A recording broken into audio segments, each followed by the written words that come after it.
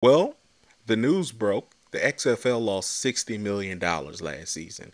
And his first season back from his third iteration, it lost $60 million. Damn.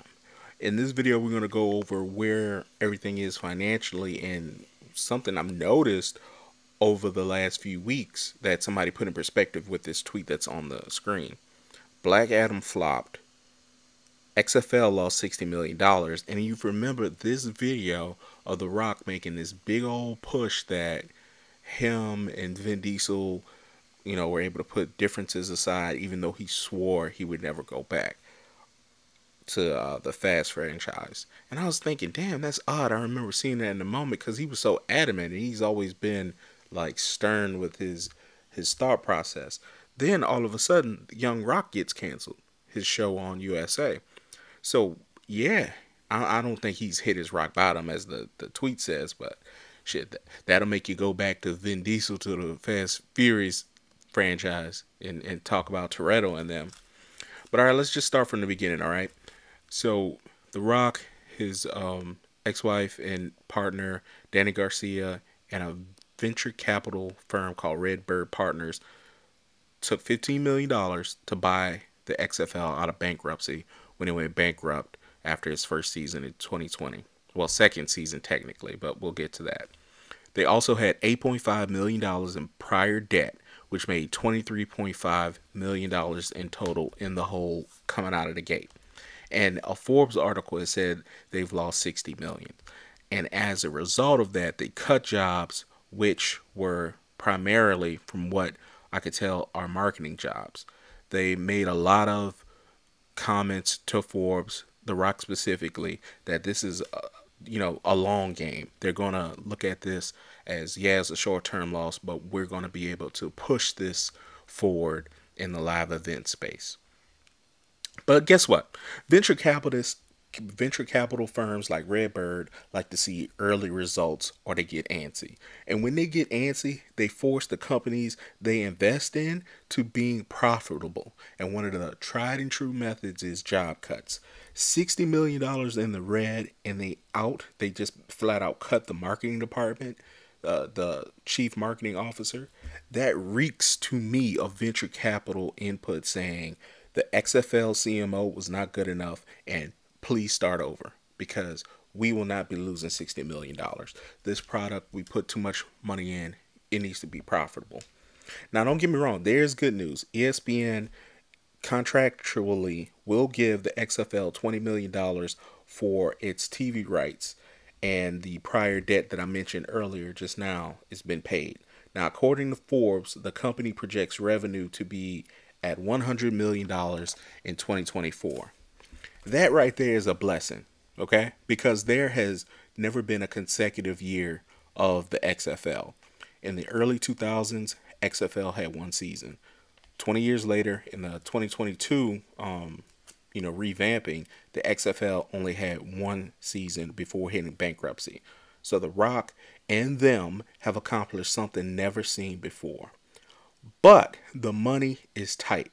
The man had to put aside his blood feud with Vin Diesel and return to the Fast and Furious franchise for his 20th movie. That's crazy. The Young Rock cancellation. Now, the show sucked to me. They tried to be too much like Everybody Hates Chris. That got canceled. Then Black Adam flopped so bad, Warner Brothers would not greenlight a sequel. They said enough of that shit. No, early on, no. Even though I won't put that one on The Rock, the script for Black Adam was a flat out mashup of other Marvel movies. The movie sucked because they stole storylines and it lacked a lot of original content, in my opinion. But outwardly, it really does look like The Rock is making moves to make sure the money keeps coming in.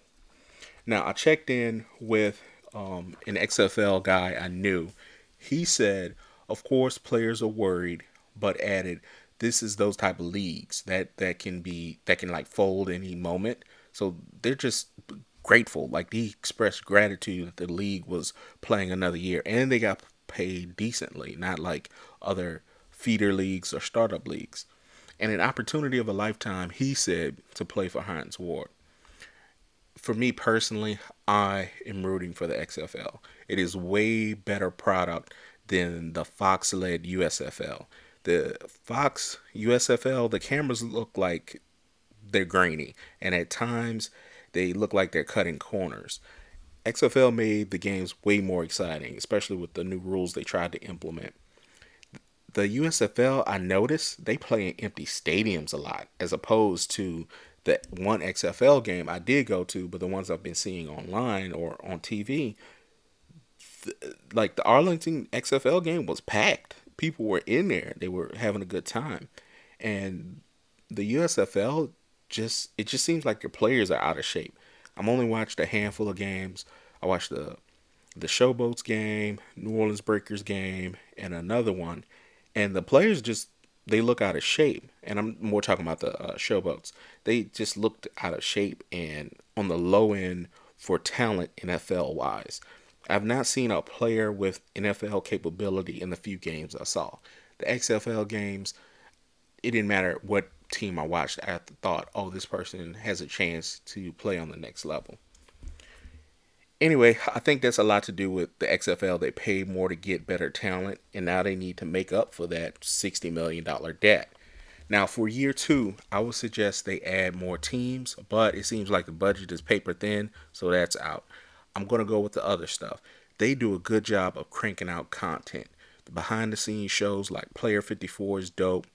Next, The Rock to me has to announce some games, not every week, but a players lounge like the Mannings do.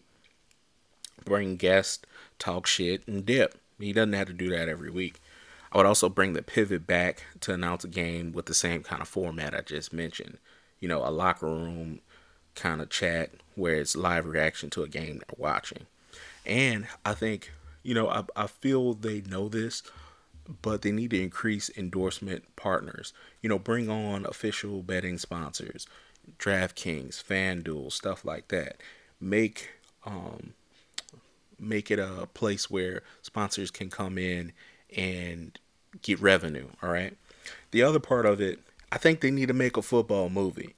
I mean, honestly, they have the facility, they have the players slash actors, they have the rights to the teams and the logos for the XFL.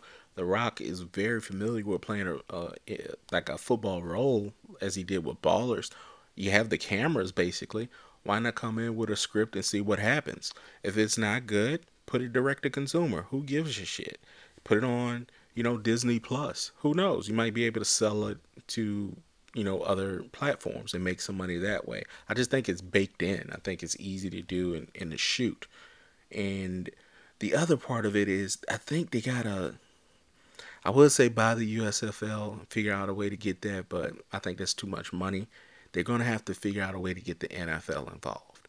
If that's selling 10% of the company to them, or if that's selling them the idea of a football movie they can get jazzed about, you need something where you can get some outside capital in that can also elevate your brand. I think that would be a very, very, very advantageous proposition.